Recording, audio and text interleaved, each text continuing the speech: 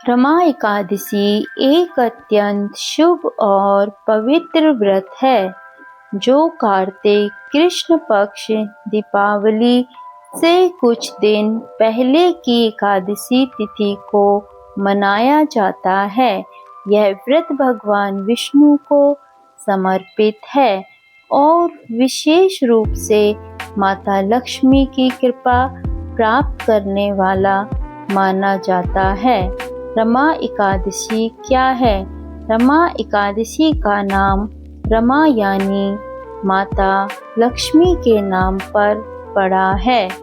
इस दिन भगवान विष्णु और माता लक्ष्मी की पूजा एक साथ की जाती है। व्रती प्रातः स्नान करके उपवास रखते हैं, भगवान विष्णु की पूजा करते हैं और रात्रि जागरण का नियम भी निभाते हैं। यह व्रत सभी पापों का नाश करने वाला और धन समृद्धि प्रदान करने वाला बताया गया है।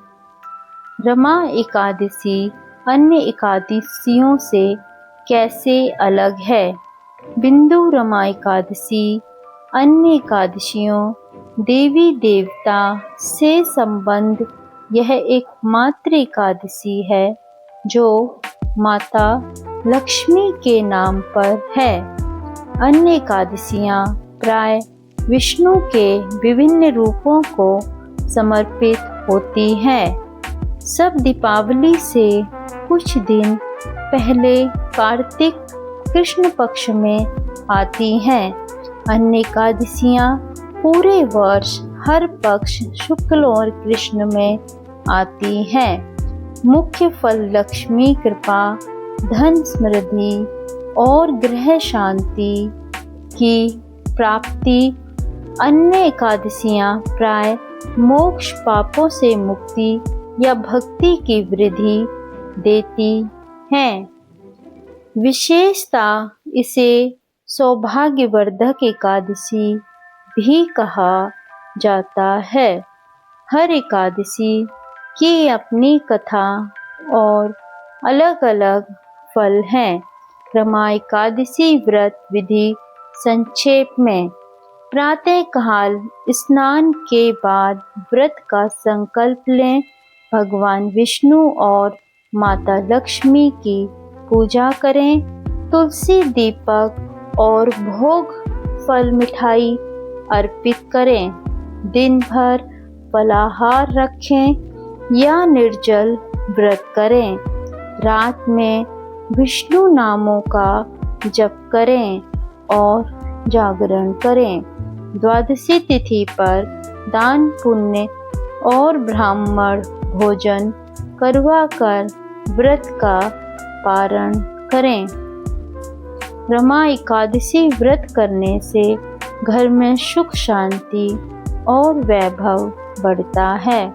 दरिद्रता और कर्ज से मुक्ति मिलती है।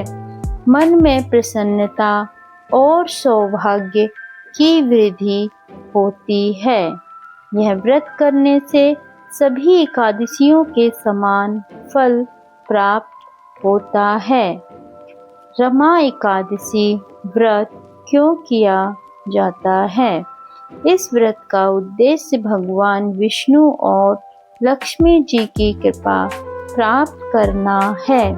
यह व्रत करने से घर में दरिद्रता, गरीबी दूर होती है, कर्ज और पारिवारिक कलह खत्म होते हैं। व्यक्ति के जीवन में शांति, सौभाग्य, धन की वृद्धि होती है। माना जाता है कि इस दिन किया गया व्रत सभी एकादशियों का फल देता है। रमा एकादशी व्रत कथा संक्षेप में: एक बार राजा मुचुकुंद नामक धर्मात्मा राजा थे। उन्होंने रमा एकादशी का व्रत किया।